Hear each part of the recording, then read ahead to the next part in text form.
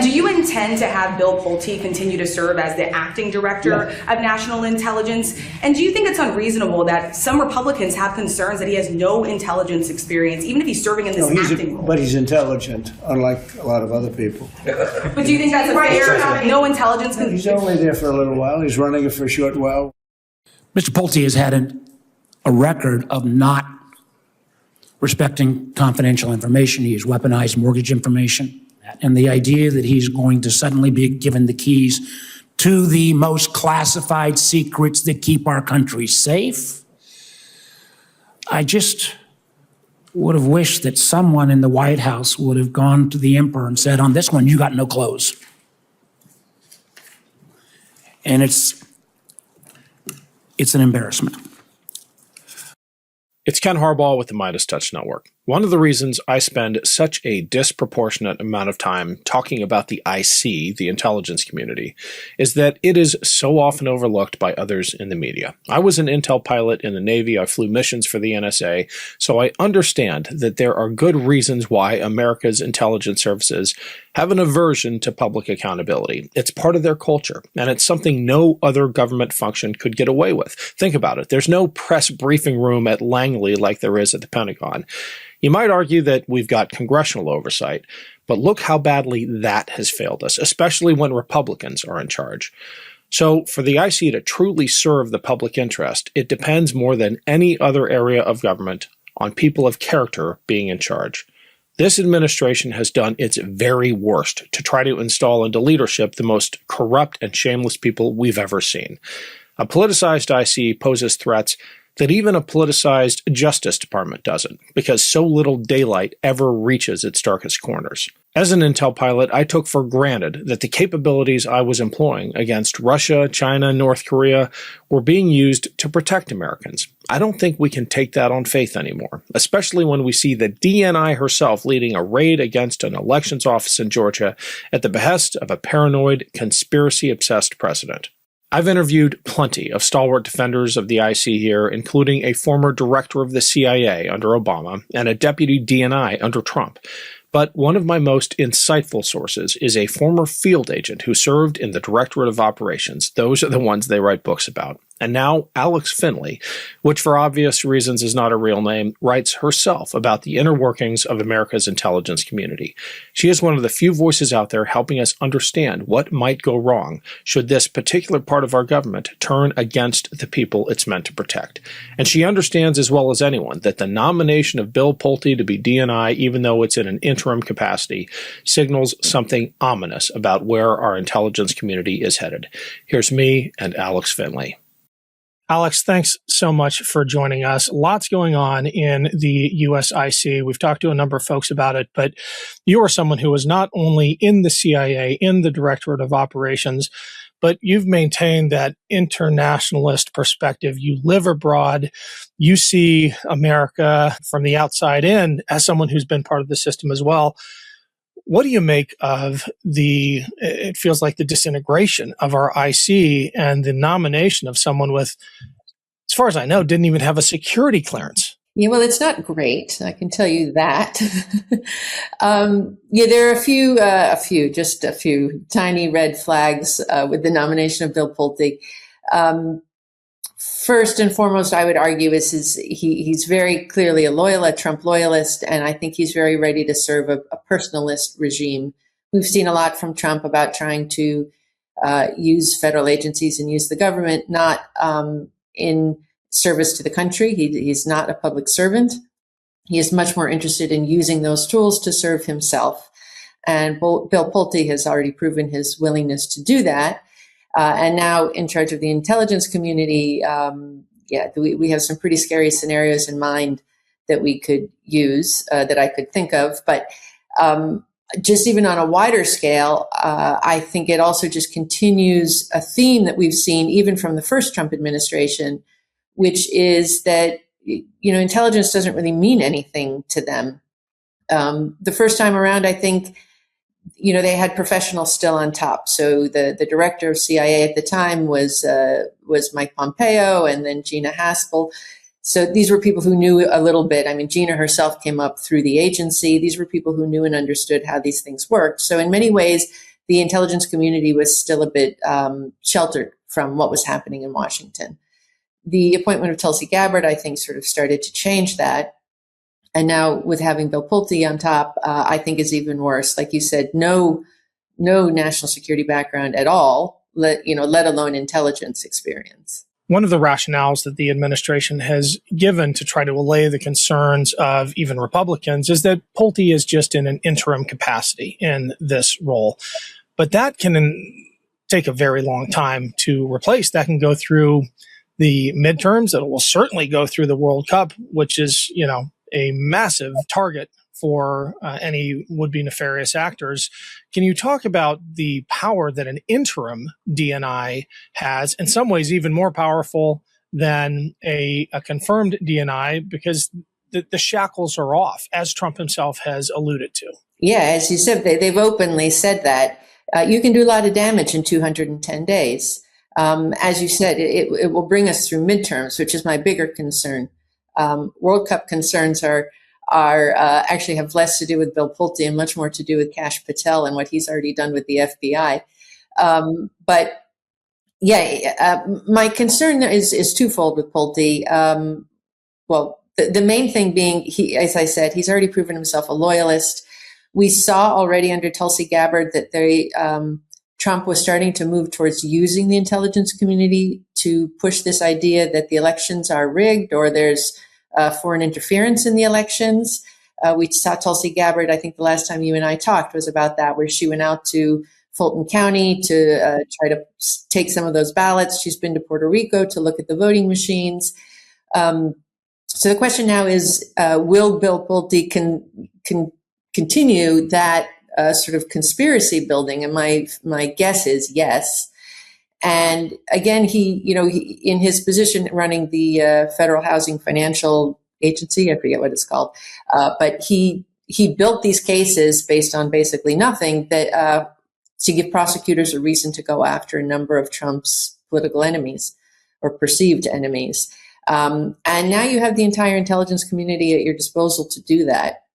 You also have John Ratcliffe in charge over at CIA, who also has proven his willingness to use intelligence for political reasons. And when you do that, obviously it's bad because they could start using this information to go after their perceived enemies.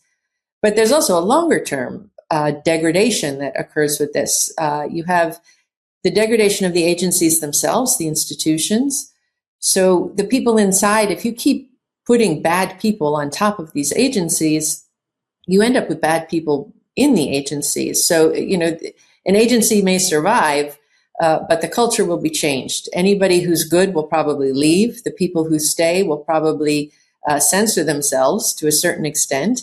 And the others who stay and don't censor themselves, they're probably doing it for loyalist reasons and to get themselves moved up. And so this is really how you end up with these institutions still surviving, but very bad information going to the people in charge. And that takes a very long time to rebuild. Delete Me makes it easy, quick, and safe to remove your personal data online at a time when surveillance and data breaches are common enough to make everyone vulnerable. I've got an active online presence between the show, social media, and years of public work on veterans issues and national security. My name is out there a lot, and I've seen what happens when that kind of exposure goes wrong. Doxing, harassment, identity theft. It's not hypothetical for people in this space. Delete Me does all the hard work of wiping your personal information from data broker websites. You sign up, you tell them exactly what you want removed, and their experts take it from there. They send you regular personalized privacy reports showing what info they found, where they found it, and what they removed. And it's not a one-time sweep. They're constantly monitoring and removing the personal information you don't want on the internet. The New York Times Wirecutter has named Delete Me their top pick for data removal services. Take control of your data and keep your private life private by signing up for Delete Me. Now at a special discount for our listeners, get 20% off your Delete Me plan when you go to joindeleteme.com/Ken and use promo code Ken at checkout. The only way to get 20% off is to go to joindeleteme.com/Ken and enter code Ken at checkout. That's joindeleteme.com/Ken, code Ken. Hey everyone, quick break to say thank you. My last trip to Ukraine was made possible by those of you who signed up for my Substack page. There's a free option too, but the paid subs, which help cover my trips, start at just $8 a month, which actually goes a lot farther than you might think given how cheap it is to sleep in a trench. I'll be going back, and I'll also be posting frequent updates from the front until then. And we've got the Meidas Defense Weekly Substack Live on Wednesdays at 11 a.m. Check that out, and if you haven't yet, please subscribe to the Ken Harbaugh Show Substack channel. Your support is what makes all this possible. Back to the show. It seems like Pulte's main qualification for the job, as you alluded to, was his willingness while he was running FHFA to use the levers of that organization to persecute Trump's political enemies. He went after Letitia James, Adam Schiff. I got a list here, Lisa Cook. And he used the instruments of government power to do it very selectively. But that's the FHFA. What happens when you have 18 intelligence agencies at your disposal? What's the nightmare scenario here? Well, the problem again is that these people just don't understand intelligence. And so raw intelligence can say anything that you want it to say. That's why we have analysts who do all source analysis, where they take information from all across different sources, open sources, different agencies, different CIA assets and others. And they put all of it together and they get a context, and they have, of course, expertise already behind that. If you don't have that, raw intelligence can say anything you want. And that's how intelligence becomes politicized. And if an institution is slowly ground down not to push back against that, that's how you end up with some really bad outcomes. Of course, the biggest example most recently is the weapons of mass destruction in Iraq. The intelligence that the CIA and other intelligence agencies had was probably spot on, but the politicians were pushing for a certain narrative, and the agencies weren't strong enough to push back. And as a result, it was called an intelligence failure. Again, I will totally disagree with that because the intelligence was good, but the politicians picked what they wanted to push the narrative that they wanted in order to pursue the policy that they wanted. And that didn't end well. We ended up in Iraq for pretty much no reason for 20 years. And that's affected a lot of people. And so now the question is, how does intelligence get misused, either for foreign adventures, or how does it get used domestically against perceived enemies? What do you make of Tulsi Gabbard's being essentially AWOL during the opening phase of the war against Iran and up until her departure? Is this an indication that the IC itself is being sidelined, the CIA in particular, or was this just something personal between the president, maybe the SecDef, and the DNI? Are we looking at an IC that no longer has the central role in advising the president that it always has had? Well, my guess is with Gabbard, there were other reasons. She was against the Iran war, and she was never really MAGA to begin with. So that may be why she left. But that's sort of separate from your other part of the question. Is the White House and the National Security Council, are they actually using the intelligence that is at their disposal? And my guess is no. The few things that I've read and heard is that process of putting information through the analysts, assessing it, building different arguments and different assessments that then go into the National Security Council, which then get fed to the president. None of that process is happening. Instead, you have a president here who's relying on two real estate brokers, one of whom is his son-in-law, to just go out and do, whatever they feel is right for them, I think, by the way, because I think there's much more interest in building business ties for Trump and his family and his close friends than for, again, serving the American people.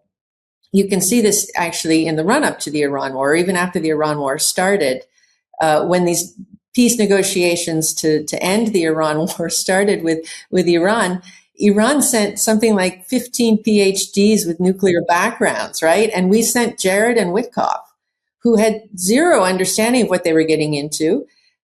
You simply cannot have a discussion about how to end Iran's nuclear program and their ballistic missile program if you don't have any technical expertise. And what's so frustrating is, of course, that expertise exists.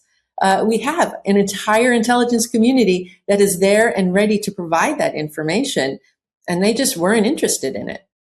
That was an excerpt of my conversation with Alex Finley. For the full interview, check out my Substack. The link is below. Thanks. Want to stay plugged in? Become a subscriber to our Substack at MeidasPlus.com. You'll get daily recaps from Ron Filipkowski, ad-free episodes of our podcast, and more exclusive content only available at MeidasPlus.com.